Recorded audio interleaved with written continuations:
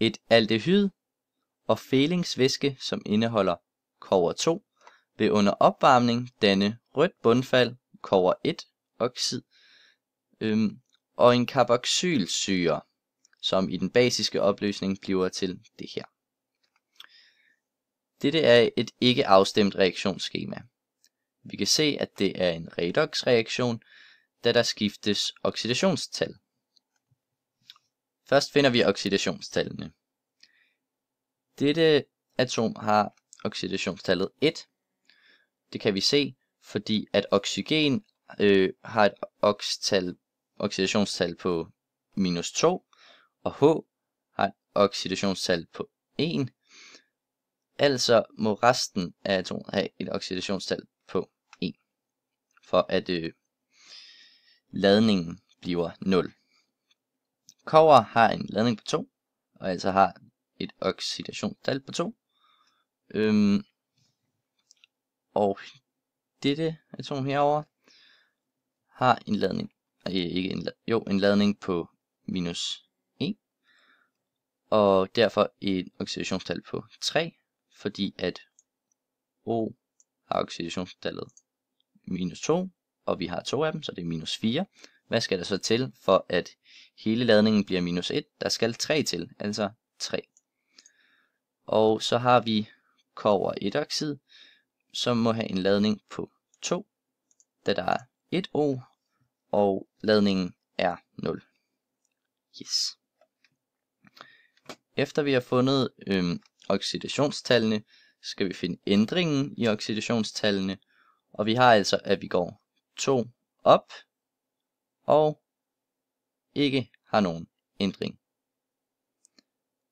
Vi kan så sætte koefficienter foran formlerne, så at vi får en samlet stigning i oxtal, der er lige med et samlet fald i oxtal. Altså skal vi have 2 kobber 2 ioner, fordi så går vi fra 4 her til 2 herover. Ja.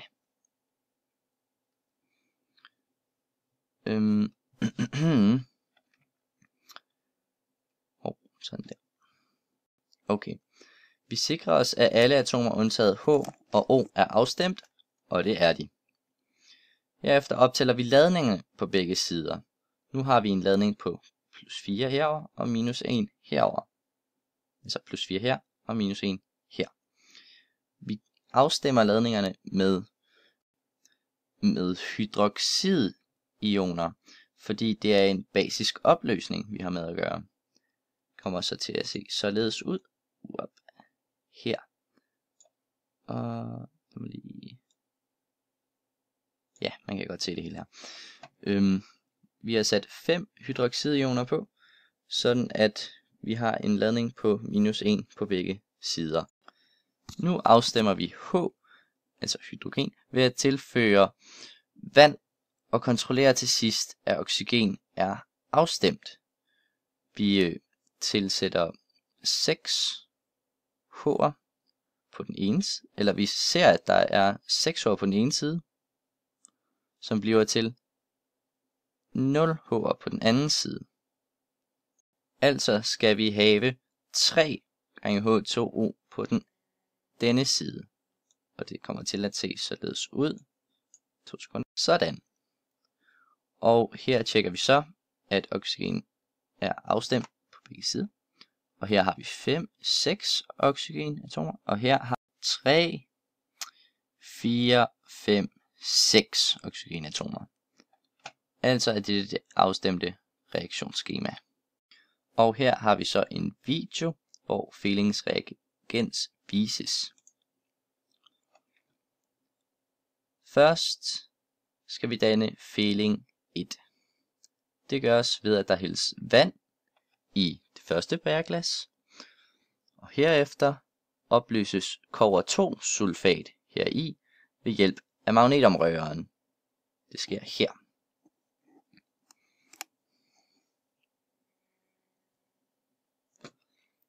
Herefter skal vi lave feeling 2. Vi hælder vand i bægerglasset, og herefter laver vi kalium, natrium, tartrat og natriumhydroxid opløst i vand her.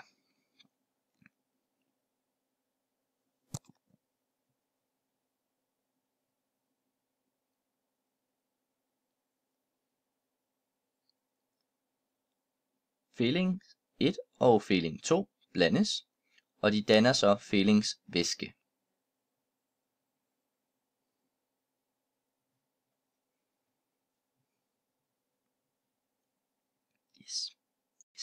I 2 reagensglas kommes henholdsvis sukrose og glukose i. Her har vi sukrose, og her har vi glukose.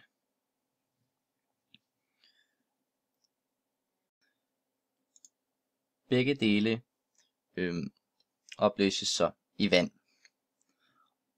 Og herefter, når det er opløst i vandet, hældes feelingsvæske i begge reagensglas.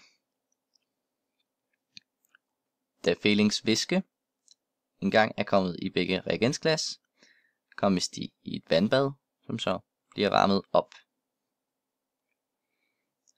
Her. Efterhånden kan man så se, at reagensglasset med glukose herover vil danne bundfald, rødt bundfald. Altså ved vi, at glukose er et aldehyd, og